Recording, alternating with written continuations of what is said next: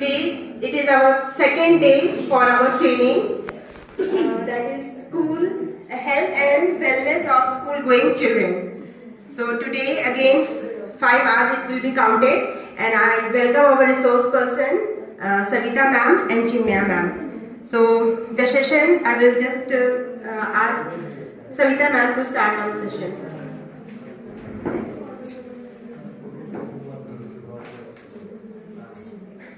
Her topic is interpersonal relationship.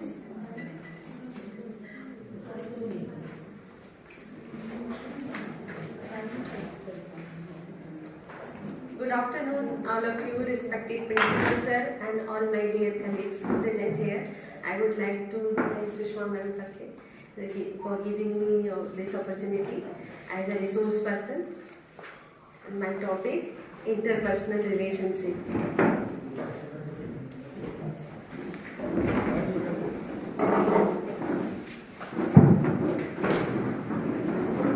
I welcome our principal sir. I would request our principal sir to please come down. I will welcome here.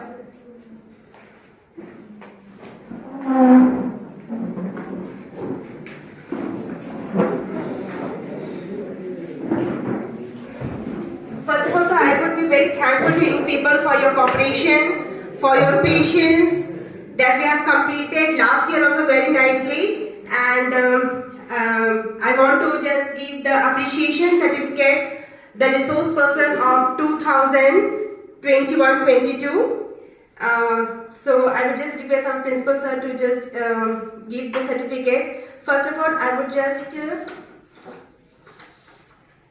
Pallavi Sinha ma'am, 28th December 2021. She was the resource person of the topic art integration. Thank you, ma'am.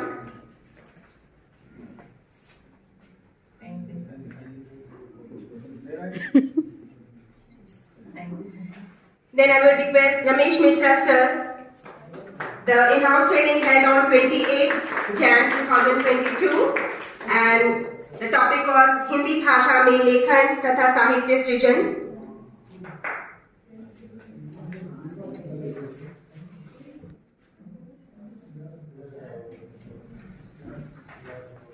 Chinmaya Kumari Pramanik on 20th December 2021, resource person, as the topic was gender and their relationship.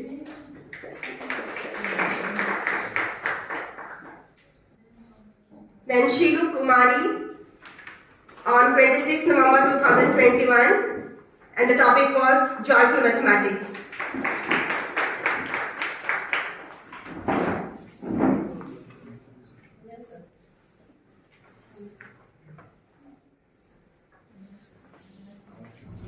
Ruchi Mago ma'am on 26th November 2021, topic was happy teachers create happy classroom.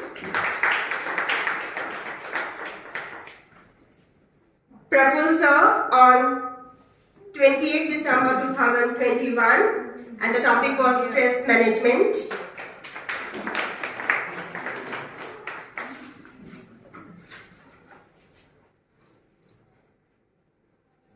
Sambhu Prasad Pawar, he is not now, he is absent on 9th October and 28th January, and the topic was national education policy and importance of gratitude. And me, Sushma Kumari, on 4th September, best practice on teaching and learning, 28th January, portfolio and subject enrichment activities, and again 4th September, essential component of lesson plan, then 28th Jan, art integration, and 9.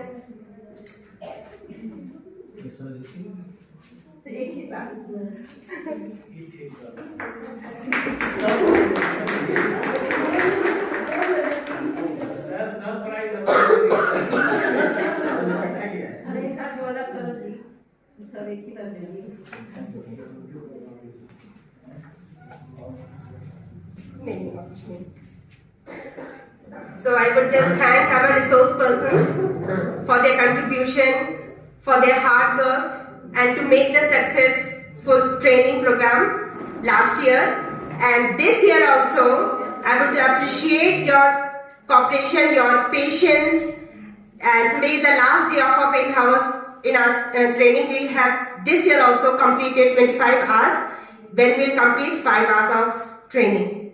Thank you. I will welcome Savita ma'am to start the session. आज का हमारा session है, आज का topic है interpersonal relationship, और जिस topic के अंदर हम कर रहे हैं उसका टॉपिक है स्कूल हेल्थ एंड वेलनेस, और ये इंटरपर्सनल रिलेशनशिप है टीचर्स और स्टूडेंट के रिलेशन के ऊपर ये टॉपिक है बेस। और इसमें 2 वर्ड मेन था, एक सिंपैथी, दूसरा एम्पैथी, और एक वर्ड आया था ओला करके, OLA। तो इसको मैं बाद में डिस्क्राइब करूंगी क्योंकि ये बहुत ही इंपॉर्टेंट वर्ड है ओला।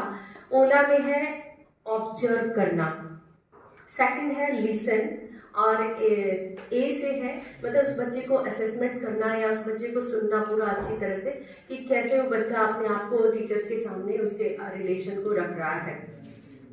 लेकिन इस इंटरपर्सनल रिलेशनशिप टॉपिक को स्टार्ट करने से पहले मैं एक स्टोरी आप लोगों को सुनाऊंगी। बहुत ही एंसेंट पीरियड की स्टोरी है।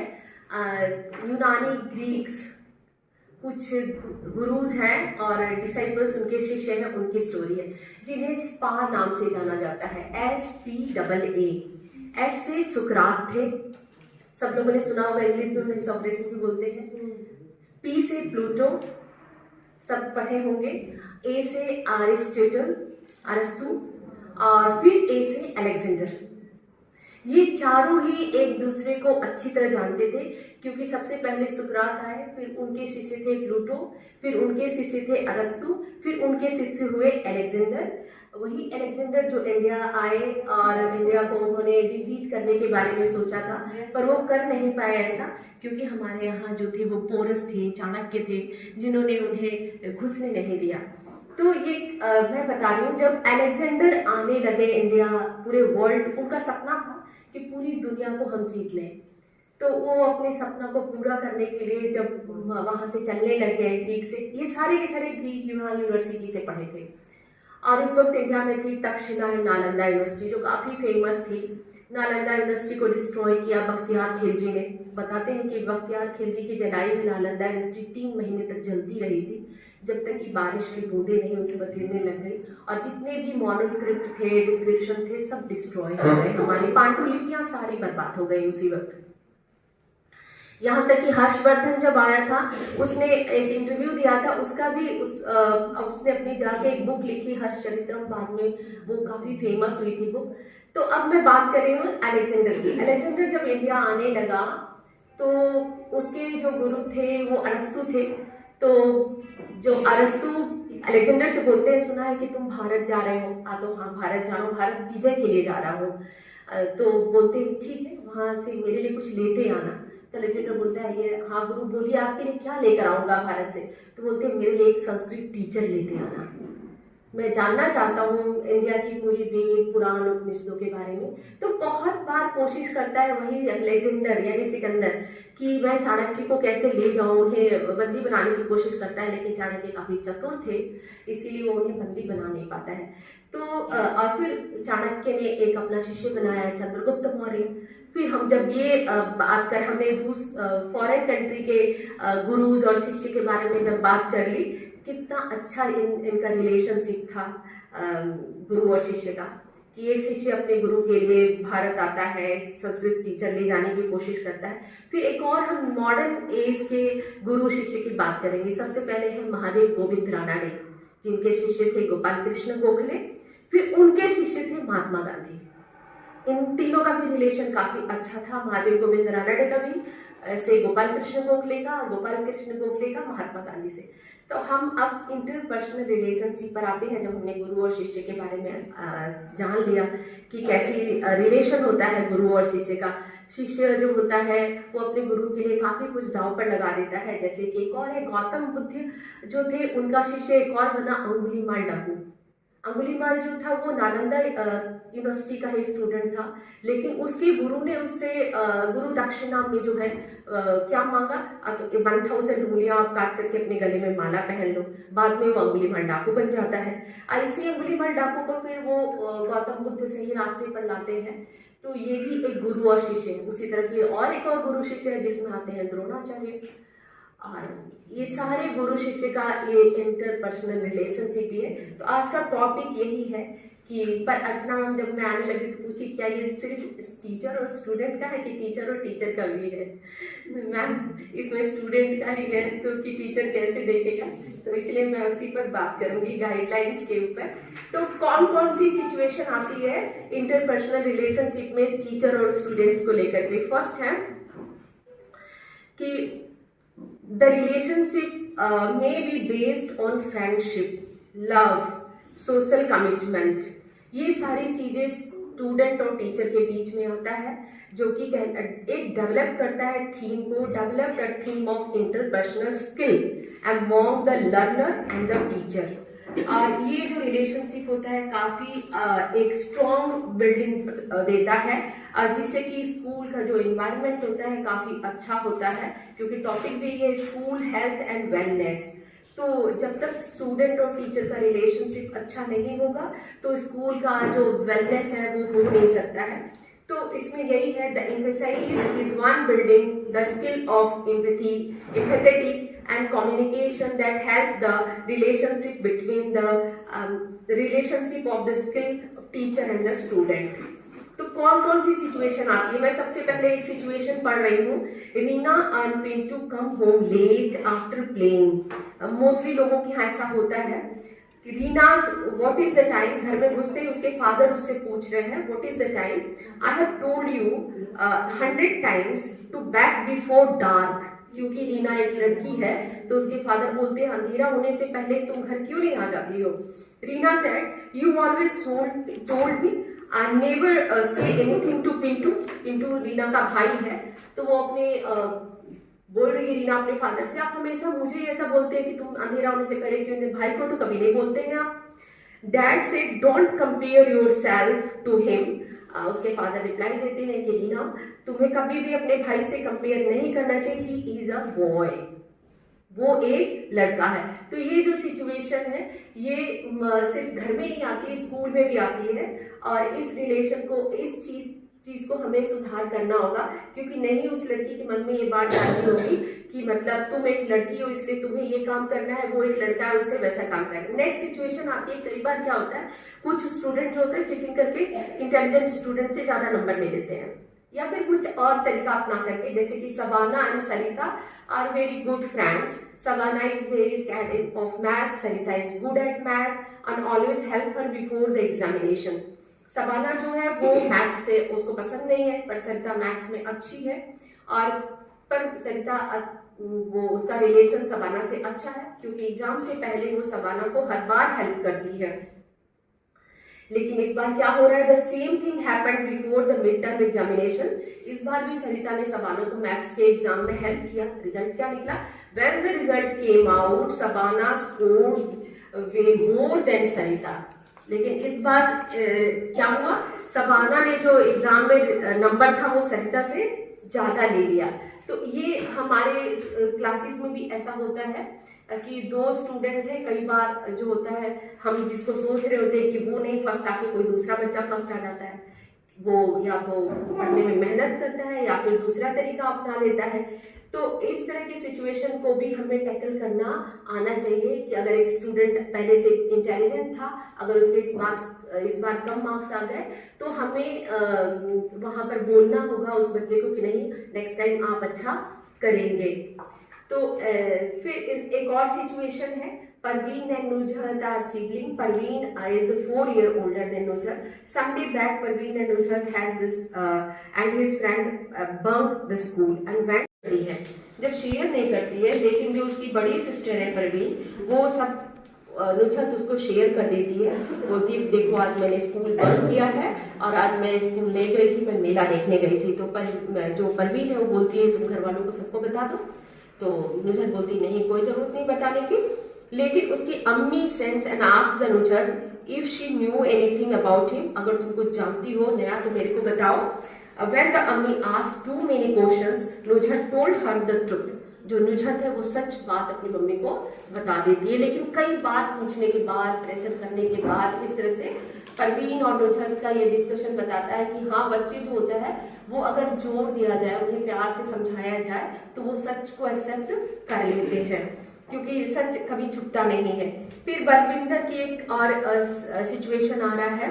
बलविंदर जो है वो एक लंबी लाइन में खड़ा है, waiting a long Q at the bus stop, और फिर इसके बाद सभी लोग बहुत काफी नजदीक क्लोज खड़े हैं, और Balwinder was about to board, a boy coming running and broke the line. इतने में बीच में एक लड़का दौड़ते हुए आता है, लाइन को तोड़ देता है, and aside the border and bus Balwinder fell and miss the bus. अचानक बलविंदर जो है वो गिर जाता है और वो बस जो होती है उसकी मिस हो जाती है। तो ये सिचुएशन भी हमारे यहाँ भी होता है। बस स्कूल बस चलती है, बच्चे कुछ पहली सीट पर बैठ जाते हैं, कुछ बैक सीट पर बैठते हैं, कुछ पीछे गॉसिप करने के लिए बच्चे बैठते हैं। तो उन्हें जो होता है बस में, हम सभी लोग गॉसिप करने वाले बच्चे को आगे करते हैं। सरिता मैम हमेशा देखती है हमारी बस में कि कौन बच्चा है बॉयज एकदम लास्ट बेंच पर बैठा है तो उन्हें आगे करती है। तो इस तरह से ये टीचर और स्टूडेंट के रिलेशन के ऊपर ही था। जितने भी सिचुएशन बनी है हमारे स्कूल से भी रिलेटेड है, ऐसा नहीं कि सिर्फ इस टॉपिक को पढ़ना ही है। हाँ, तो वर्ड आता है sympathy. Sympathy meaning feeling sad for someone sorrow. Sympathy मतलब किसी के लिए हम दुख सोच रहे हैं, ऐसा कि मतलब सहानुभूति रख रहे हैं। लेकिन यहाँ एक वर्ड आ रहा है एम्पैथी, मतलब हमें टीचर के अंदर एम्पैथी रखनी है, यानी उसकी सिचुएशन को खुद जाकर के फील करना है कि हाँ, हमारे साथ अगर ऐसा हो जाए तो हमारे साथ क्या होगा। दे रहा है empathy means to be able to see things from the viewpoint of other, that is getting into someone else's shoes, understanding and sharing others thought, feeling and emotion। हमें दूसरों के इमोशंस को, फीलिंग को उस जगह रख करके खुद सोचना है। तो एम्पैथी बहुत ही इंपॉर्टेंट है एक टीचर्स की लाइफ में, क्योंकि अगर वो बच्चा किसी सिचुएशन में है तो उसके साथ एम्पैथी रख करके ही सोचना है, सिंपैथी नहीं रखना है। एम्पैथी रखना है और सोचना है कि हाँ, इस बच्चे के साथ क्या हो रहा है, तो उसको खुद अपनी जगह रख करके उस सिचुएशन को देखना है।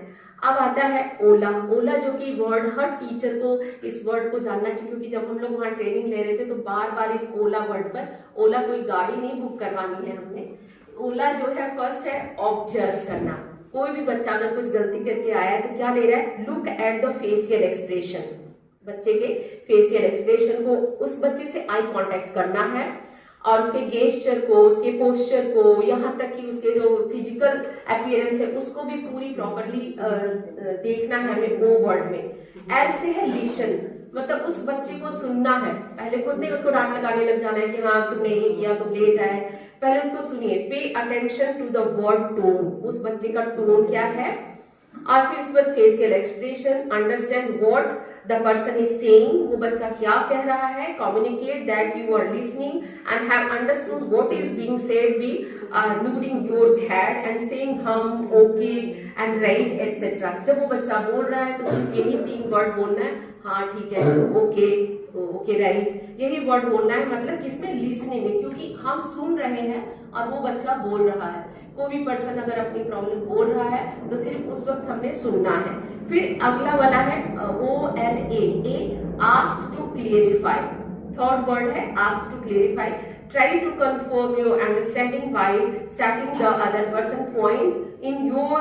वही एम्पैथी आ गया कि हमें पहले उस बच्चे के वहां रख करके खुद देखना है कि क्या उसकी फीलिंग्स क्या है, उसके इमोशंस क्या है। फिर उसके एक एक पॉइंट ऑफ व्यू को समझना है and asking the person to confirm the otherwise. दूसरे लोगों से भी अगर हम क्लियरिफाई कर सकते हैं कि हाँ ये बच्चा क्या कहना चाहता है।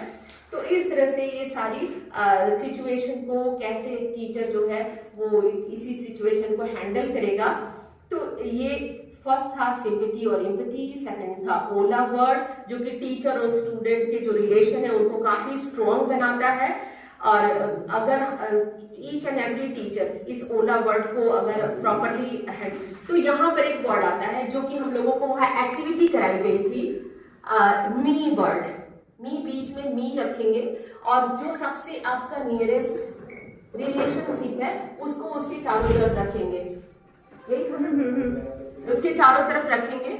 और हम लोगों से ये एक्टिविटी करवाई गई थी, तो मी बीच में रख करके और चारों तरफ रिलेशनशिप, तो वो सब लोग अपना अलग अलग रिलेशनशिप वहां रख रहे थे। पर यहाँ पर देखिए दिखाया गया यहाँ पर मी में, तो इसी में आता है कुछ लोग अपने स्टूडेंट का भी नाम लिख रहे थे, कुछ मतलब जो भी उनके नजदीक का रिलेशन है उसके हिसाब से। रिलेशन का मतलब अपने रिलेशन में नहीं जरूरी है, स्कूल से भी हो सकता है। फिर इसके बाद है दे रहा है how do the positive relationship help us in our lives, क्योंकि यहाँ बात आ जाती है रिलेशन में दो तरह के रिलेशनशिप होते हैं, एक होता है पॉजिटिव और एक होता है नेगेटिव रिलेशनशिप। जो पॉजिटिव रिलेशनशिप होता है वो हमेशा सुनेगा और प्रॉब्लम को सॉल्व करेगा, कोई भी अब जो हमारी समस्या है उसको सुलझाएगा और हमें परेशानी से निकालेगा। जो नेगेटिव रिलेशनशिप है वो अंदर अंदर बहुत खुश होगा और बोलेगा कि ठीक है और अच्छा है, तुम पढ़ो परेशानी में, ठीक है ना। इस तरह के दो तरह के रिलेशनशिप इसमें बताए गए हैं। तो गाइडेंस बताए गए हैं, कुछ गाइडेंस की कैसे कैसे लर्नर को इसमें करना है।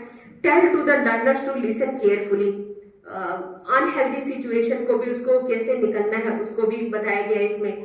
फिर स्लोली आस्किंग, कैसे धीरे धीरे किसी बच्चे से पूछना है और उसको क्लियरिफाई करनी है। सेल्फ अवेयरनेस, तो इसमें एक टॉपिक था सेल्फ अफर्मेशन।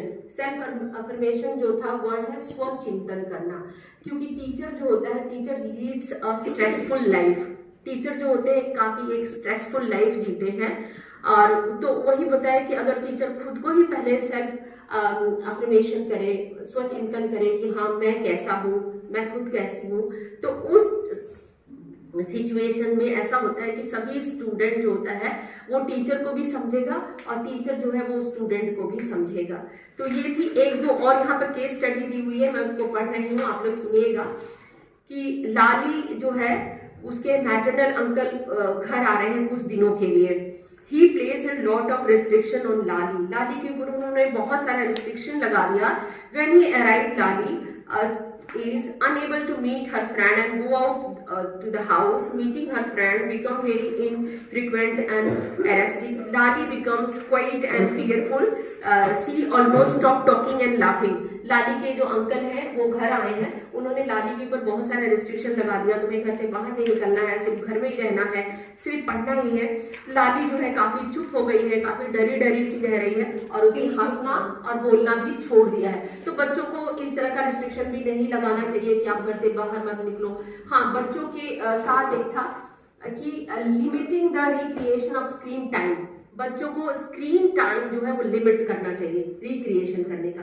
स्क्रीन टाइम का मतलब है मोबाइल और टीवी, ये जो है, और ये जो है टीचर भी बोल सकता है कि अगर आपका लिमिट नहीं होगा स्क्रीन टाइम तो आपको फिजिकल मेंटल जो है वो बेनिफिट नहीं मिलेगा, आप काफी बैक हो जाओगे। सेकंड है एक और काफी इंटरेस्टिंग केस है स्टडी कि अमनदीप जो है वो love study and likes to going school, but वो अपनी स्कूल टीचर क्लास टीचर से काफी डरता है। Never wanted her in class, वो अपनी क्लास टीचर को नहीं चाहता है कि वो क्लास टीचर कभी भी क्लास में आए।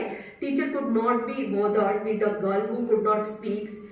She taught the class and Amandeep was not present when Amandeep would score low in the test. Amandeep को एग्जाम में काफी कम मार्क्स आ जाते हैं और टीचर उसको क्या बोलती है, tell her that she should just away at the home, तुम घर में ही जा करके रहो।